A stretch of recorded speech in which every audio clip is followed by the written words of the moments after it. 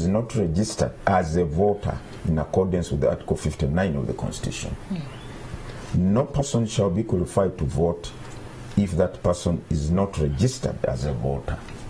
So even if you have a national ID and you're not registered, you won't have a chance to vote. Because remember, under Section 54 of the Registration of Persons Act, it is compulsory for every person to be registered. Right. Citizens, non-citizens. It is compulsory for each one of us to get registered. And the NERA will issue the national ID upon verification that you're a citizen and upon issuing you the NIN number and so on and so forth. Registration is compulsory. Okay. But voting is voluntary. Voluntary. Let's talk about the registration process, because I think that's where there's a lot of misconceptions, especially on social media. Whenever we have political stories run, the comments come in fast and furious, people telling others, go get your IDs, go get your IDs. Let's talk about the registration process, because you're saying I could go to the polling station on the polling day with my national ID, but if I'm not in the voters register, I will not be able to vote. Absolutely. So what does it take for me to go through the registration process successfully? What do I need and where do I go? Now, first of all, under the current arrangement, when you are applying for registration with the NERA as a citizen, you are supposed or required to indicate whether, one, you want to vote and where you want to vote from. All right? But in the process, you may say, for me, I'm only interested in the national ID, not in voting. So you do not indicate where you are going to vote from. Is that clear? I want a national ID because it is compulsory, it is mandatory that I get registered and I get a national ID. But I may exercise my right and say, voting? No, I'm not going to vote. Now, you will not, and the law says that the Electoral Commission, in its in the execution of its duty or mandate to update, revise, and manage the voters' register, we can use that data within NERA. We can use that data within NERA to update the register and include you in the register. Why? Because one of the primary requirements for you to qualify as a voter, you must be a citizen.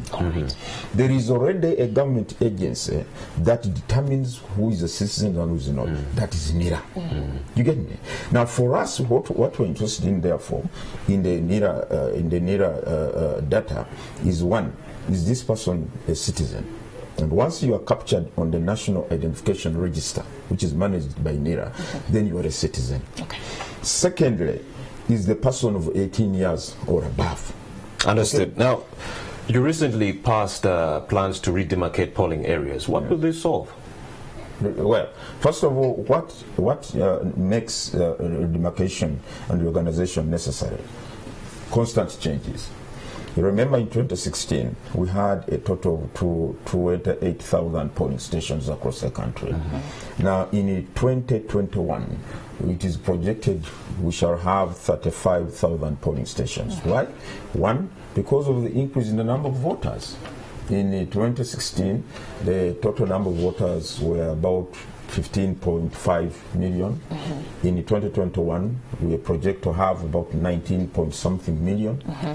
Now, therefore, these polling stations, the extra 7,000 polling stations must be created. Is that clear? To cater for this increase in numbers. Yes, and not only the increase in numbers, but also there have been changes in the creation of this, new administrative areas, new town councils, new villages, new parishes, and the law says that there should be a polling station in each parish or ward. You get me? So all these changes require that you go back to the ground and ascertain where a polling station should exist. And for instance, some of the areas where polling stations were, particularly in urban areas, in someone's plot, a vacant plot, that used to be a polling station. But since 2016, the owner has developed that plot. Right. Now, you have therefore to relocate that polling station. In others, you may have to split because the numbers have swelled. And we say the optimum number of voters per polling station should not exceed 900.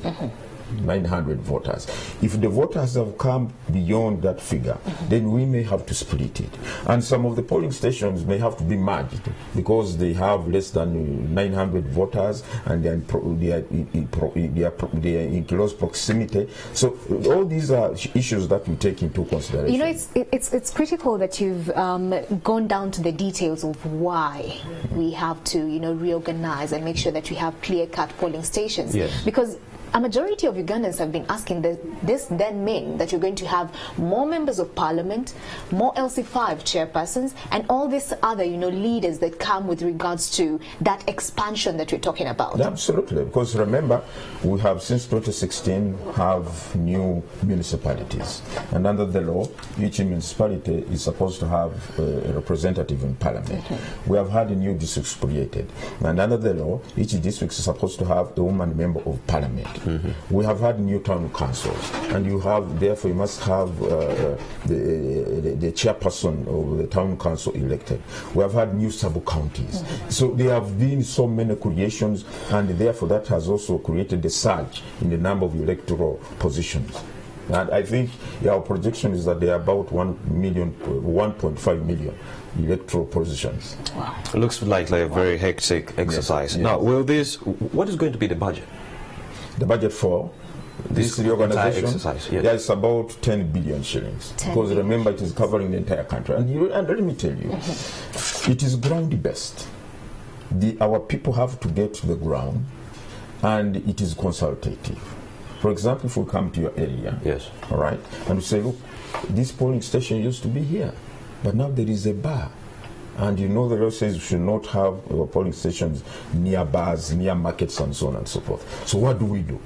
Where can we locate it? For your convenience. Why do we have to reorganize polling stations in the consultation with the people? Because you see, they are the ones who are going to vote that polling station. Correct. And we don't want them to do so with great inconvenience and hardship. It is to their convenience. And therefore, that's why we say it is a very comprehensive exercise. It is community involving, because the people have to decide by themselves that now we can have this polling station in this area. Okay. And this exercise started on Monday, and when does it end? It on cuts 14th across. of September. All right. Yes. And it's across the country. Across the country. Who is conducting this? Is it the returning officers?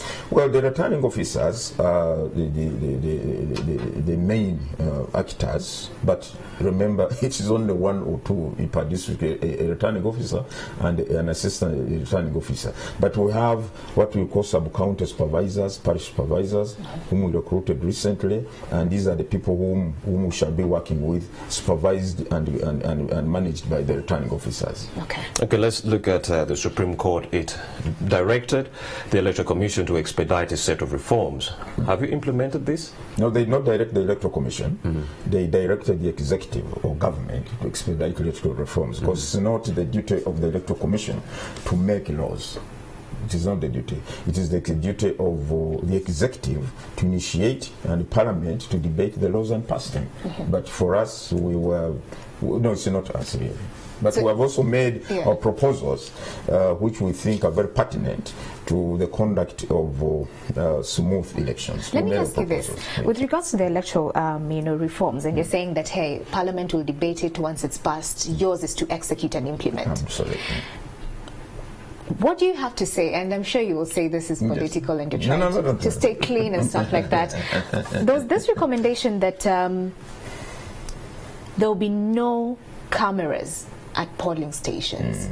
Where did that come from? No. I'm sure you would say that was passed there, and for us it's just to implement. No, what's your take on that one? Yes.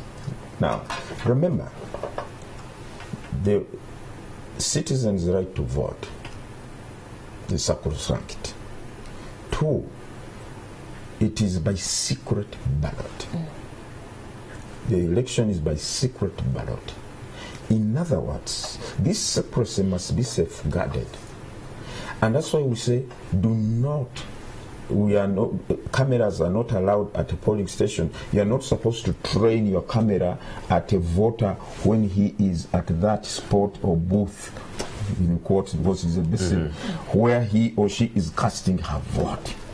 It is secret, and we should maintain that. And indeed, that's what we are saying. Yes, Once you are inside that polling station, you know we always cordon it off. Once you are inside that polling station, you are not permitted to use cameras or any electronic recording device like telephones now. You are not supposed to do. Why? Because we do not want to threaten to jeopardize this right of one's secret to vote. Well, in the 2016 election, we noticed some incidences of violence at some polling areas. Yes. What deterrents have you put in place to ensure that this time, in 2021, we have a much more peaceful exercise? Let me first ask a question. Who perpetrates the violence? It is we, the people, isn't it? So what deterrents have you putting in place? Like, we have so many laws in place. You shall not kill a human being person, you shall not steal, you shall not do this, but people commit these crimes. Are they committed by animals? It's human beings. So now, if we are to address the issue of violence, the people must be sensitized. We must make up our mind that we as Ugandans, do we still want violence in our elections? Remember, the framers of this constitution, had in mind the past of this country, you know, and that's why the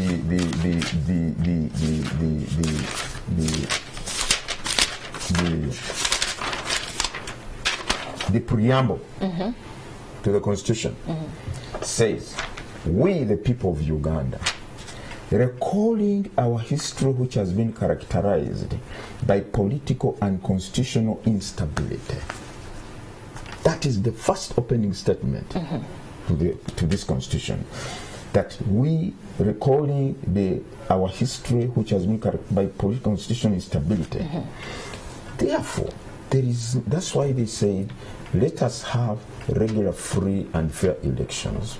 I understand. Well, the constitution is pretty clear. Yes. Do not engage in any form of violence. That's what I'm saying. The Electoral Commission, yes. What deterrent are you putting in place to ensure that in 2021 there won't be any form of violence? Because the constitution is here, it is clear, but even in the past there has been violence. Yes. So the constitution hasn't been a deterrent.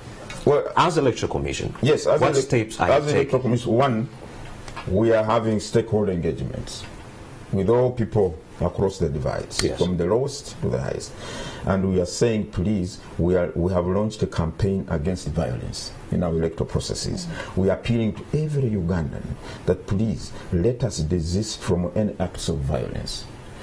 We are working together with security, as we always do, notably the police, to ensure that, look, police is adequately deployed. First of all, we are going to have training workshops for them. They are adequately deployed, and they are in position to contain any situation that emerges over. But having said that, if the people themselves make a resolve and say, we are not going, I'm leaving my home, I'm going to cast my vote, I'm not going to engage in violence. Well, of course, 90% of the people won't engage in the violence, but there's always that small group of people. Absolutely. And as a deterrent, have you considered maybe placing some cameras at the polling areas? Not the polling booth, but the polling areas. At least one camera at each polling area. Each polling area has, each polling station has a police constable. One police constable won't be able to do anything to a group of rowdy. Yes, police constable, that is one. And the two, because you cannot deploy more than, the law says one police constable. But we have, you see, violence is not perpetrated or conducted in every polling station of the country. There are some what we call hotspots. Yes. We know that. So what are you doing? And when we identify the hotspots, yes, we alert security. Security are the ones who normally they have their own intelligence gathering mechanisms. They become aware that this is a hotspot where violence is likely to erupt out, and then they deploy accordingly. Justice, let me ask you this. We've said clearly there won't be any cameras in the polling station because we have to safeguard the, the secret ballot of every single Ugandan. Yes. Question is, you've talked about violence, and someone would ask, how about the triggers? What triggers? Yeah, what triggers, indeed. World over, yes, what triggers is whenever Ugandans or voters feel like there's some fishy stuff going on, especially when trying to count the votes. May I also pose a question? So the question is, it's good, it's okay. We're not having cameras that will zoom into the ballot paper when voters are ticking out and ticking in. Yeah. How about, what if we have cameras that will man the returning officers, them that are going to be mandated with that particular duty of counting these votes? The polling area. So we have the different, authorities monitor that from a distance, or pretty much that space ought to be monitored, because that's one of the key triggers world over when it comes to the counting of votes. No. In a nutshell, just because we are running out of time. Oh, sorry, not necessarily though. For example, you take the Arua fracas. Was that triggered because of suspicion of counting votes? No, polling had not even taken place in Arua. Let's assume it's an issue of counting votes and cameras being put there to ensure that is monitored as well. I do not even see how that emerges. For instance, at every polling station, you have the candidate's agents, and the law says each candidate is entitled to at least having 2 agents per polling station. Then you have the observers. Okay, you have the polling constable.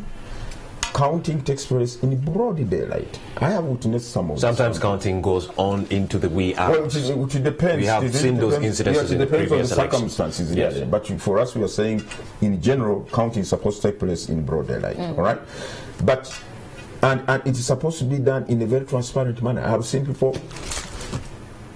But do you agree there's stealing, for a lack of a better word, that happens in there during the counting processes? And we know that there are even some returning officers, political agents that are compromised in that particular, space. It's heated.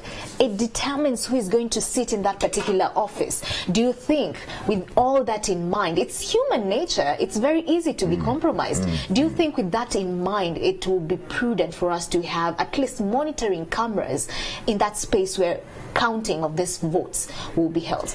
Well, look, I think we are talking about 2 different processes here. We are saying cameras are not permitted during polling time. Yes. You get me? Are we saying during voting time, cameras are not permitted at a polling station, because once the polling station has closed, and now what is remaining is counting. Yes. Then the voting is over. You can turn your cameras. Okay. Oh, okay. So what you're saying is that we can have cameras during the counting process. During counting process, yes, you can do that. Right. But during polling, you are not supposed to interfere with the right of the secrets of the vote. Thank you for that clarification. That is what everyone wanted to hear. For counting of votes, you cameras can come are allowed. Yes. And I think we should wrap up just in 30 seconds. What's your last call to the people? Well, my last call to the people and Parliament too, which has to expedite the electoral reforms. They have to expedite the electoral reforms. That is their work for ease of the management and preparation. But most importantly, I want to again come back to the issue of national ID and there has been a lot of misconception.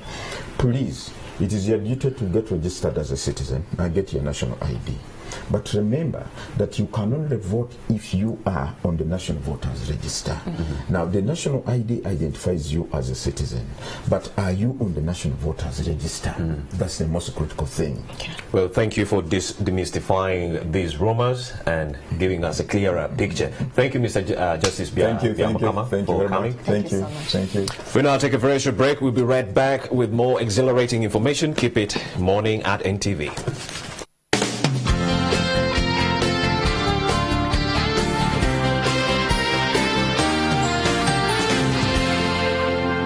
Watching Morning at NTV. 333. What's up with number 3? It's 3 at Airtel and not 4 anymore. It's 3 shillings per second across all networks in Uganda. Make calls from Airtel to all networks at 3 shillings per second. Get to talk to anyone.